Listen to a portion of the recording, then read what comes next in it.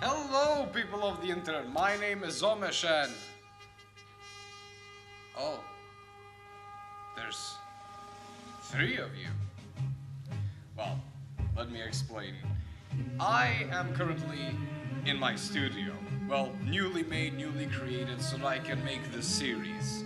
And this series will be about Yugoslavia. So, with that out of the way, join me in my series to explain the history, life, and the politics of Yugoslavia. Also, that's where my cigarettes are. Anyways, let's begin.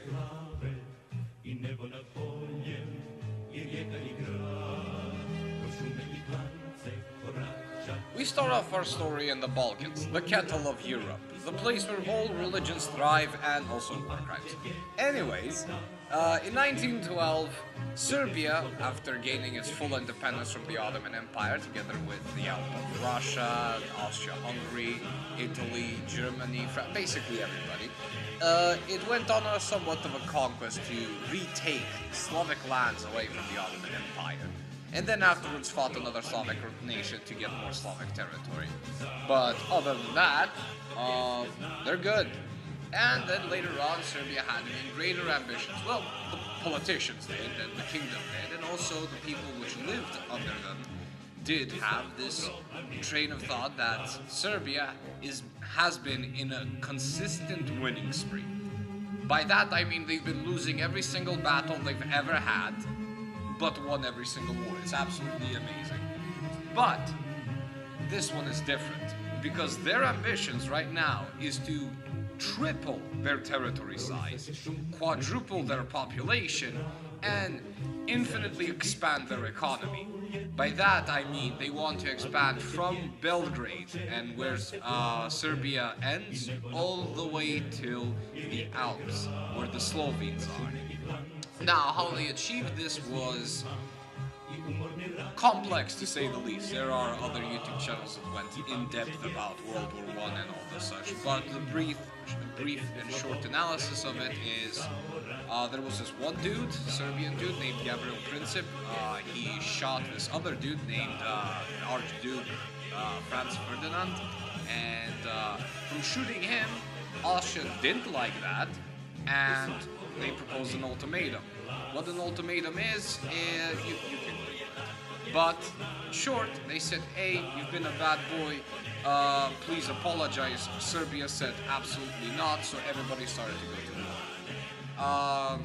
Serbia technically lost all of its territories because of, not because of their incompetency. In fact, they were surprisingly really good in fighting the Austrian-Hungarians, and then some German divisions as well. What they weren't good at is thinking that their almost arch enemy in the Balkans, Bulgaria, would join the war. When Bulgaria joined the war, it totally collapsed the front for them. After the total collapse, Serbia had to flee to Albania and also in northern Greece, where they continued on fighting World War I. So yeah, they lost their territory. They lost Serbia, but they won the war. So, after concluding that event, Serbia continues on to dominate the Balkans. In the Treaty of Versailles, 1918, on the 11th of November, on the 11th hour, Serbia was allowed to gain as much of Austria-Hungary as they possibly could. They could gobble up, eat, and devour anything. Well, Hungary was in a weird state, and I should probably make a video about that. I should probably, in the near future, talk about Hungary, and that is very complex and very juicy. But other than that, Serbia carved up Hungary.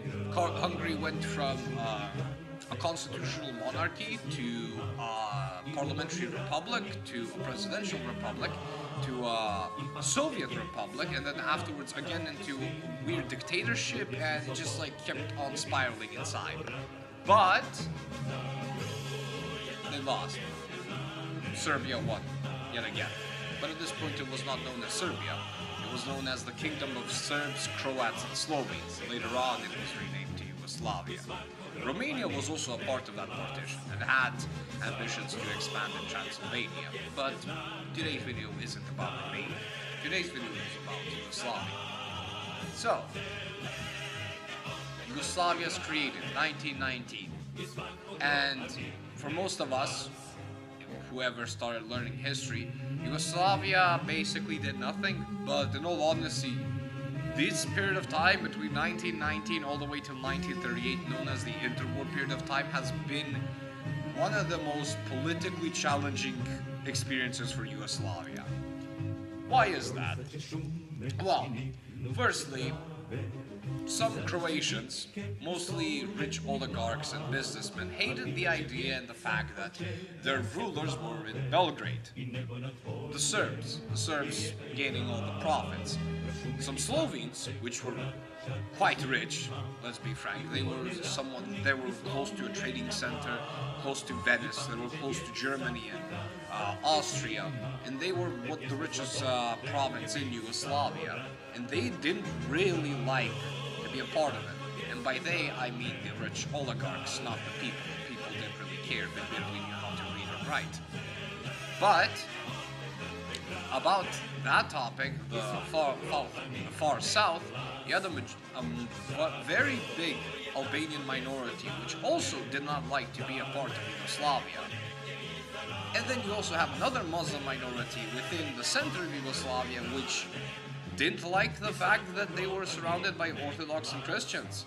And again, by them I mean the rich oligarchs, the people didn't really care, they just wanted to have a normal life. Now, this sounds very complex, and I did promise to make it simple, but oh boy, this is the most simple way that I could put it. Anyways, let's talk about its foreign affairs. Yugoslavia was surrounded by a couple of nations. It was surrounded firstly in the south by Albania, Greece, and Bulgaria. To the east, you had Romania. To the north, you had Austria and Hungary. Now they're separate. And then in the west, they bordered Italy.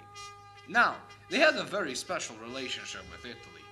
And by special, I mean very volatile, very toxic. You also should stop texting your ex. So anyways, Italy wanted to annex its, by its, I mean Yugoslavia's coastal territories, Croatian territories, Dalmatia, to be a part of Italy. They also had greater ambitions into expand. Yeah, you know it. Everybody got ambitions. Everybody wanted more territory.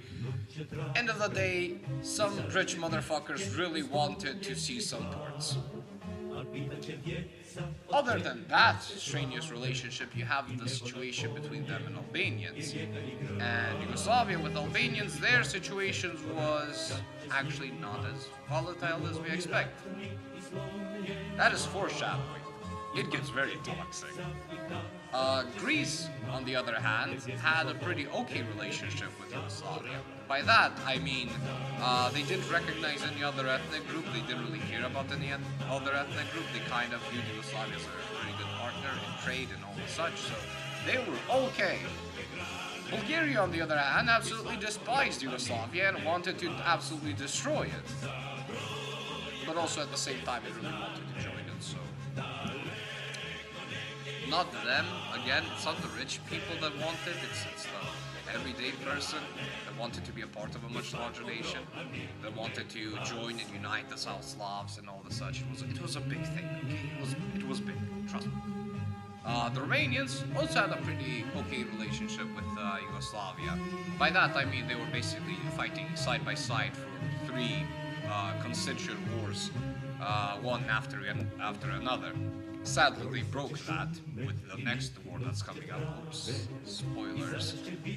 So, now there's 2 other countries left. The ex-remnants of Austria-Hungary. Austria and Hungary. Austria didn't quite enjoy losing that much territory to Yugoslavia, especially because a lot of their trade routes and a lot of their ports, especially a lot of their financial centers that they lost during the war, were based close to the port in Croatia and Slovenia as well, and also in southern Austria or Tyrol, where Italy annexed as well, and Istria. But set to be them, I guess. But they didn't really pressure Yugoslavia as much as, for example, Bulgaria or Italy did. Hungary, on the other hand, was too, let's just say, occupied with itself at this period of time. I should be making that video about Hungary. That shit was wild. So, that's the situation that Yugoslavia is in. Externally, internally, economically, and all the such. Could be better. But things were about to get a lot worse. 1938 was rolling around, and 1939, something catastrophic would hit Europe. And, unsurprising to nobody, Yugoslavia would be hit one of the hardest during this period of time.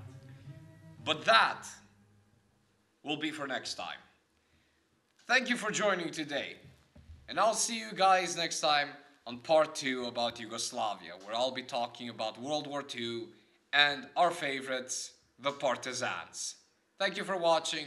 Hit like, share this video, comment and subscribe. This is Omesh. Приятно.